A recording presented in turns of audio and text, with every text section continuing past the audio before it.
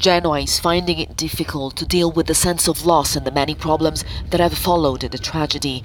Luca Infantino is a local firefighter from Genoa. On the 14th of August, he was on duty. He never thought that one day he would face such a disaster in his home city. The issue is that I come from here. The perspective changes completely. I've driven across that bridge many times. It could have happened to me or to any of my relatives. What I find terrible is that, as a consequence of what happened, the city is now split in two. This Christmas, the streets around the bridge are unusually empty and silent. Residents living in the area had to leave their homes, and most of the local shops have closed down. It's all empty, there are not many shops left. There aren't many people around. We can all feel how sad this Christmas is going to be when you think about the people who are not here anymore.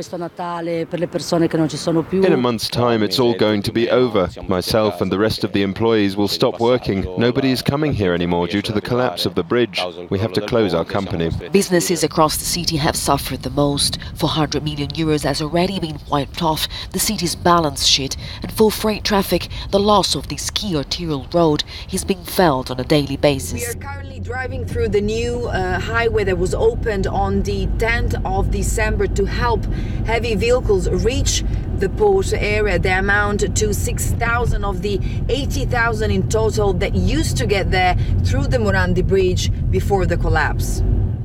Genoa's port is one of the most important in Europe. In the last 10 years, its productivity has increased by 60%, but now the 3,000 companies that operate there are worried about the future.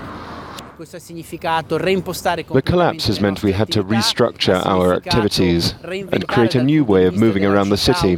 Together with that, we had to think of how to carry on working and operating inside the port.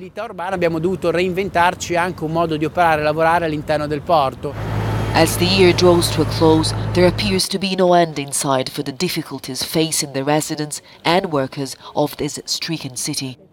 Despite extra funds and aid pledged for the next 12 months, there are growing fears that there will not be enough to heal Genoa's wounds. Giorgio Orlandi, Euronews, in Genoa.